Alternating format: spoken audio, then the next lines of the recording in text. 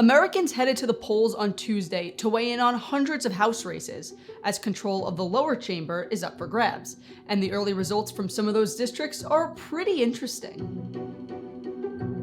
Democrats and Republicans fought tooth and nail this election cycle for control of the House.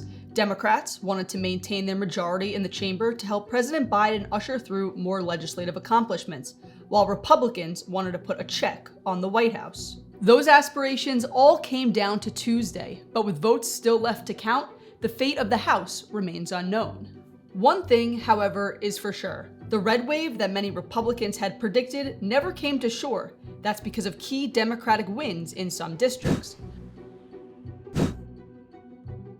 Republicans, however, are still forecast to win control of the House, but by a far lower margin than initially anticipated. Virginia was an early indicator for how the night would shake out for the House. 3 vulnerable Democrats were up for re-election in the Old Dominion: Abigail Spanberger, Elaine Luria, and Jennifer Wexton. Spanberger won re-election in the 7th District, and Wexton notched another term in the early victories for Democrats. But Luria, a member of the January 6th Select Committee, fell short to Republican State Senator Jen Kiggans in the 2nd District.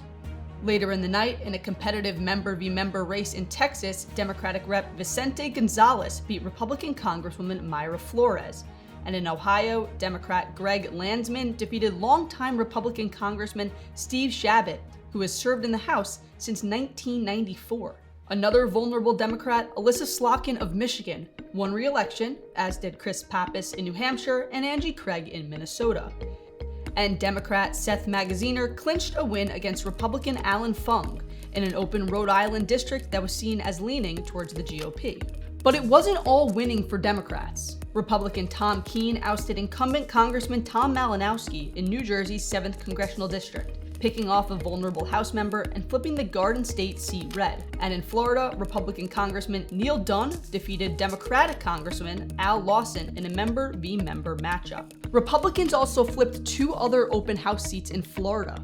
GOP candidate Corey Mills will replace retiring Democratic Congresswoman Stephanie Murphy, and Republican Anna Paulina Luna will succeed former Congressman Charlie Crist, who resigned from his post to run for governor of the Sunshine State.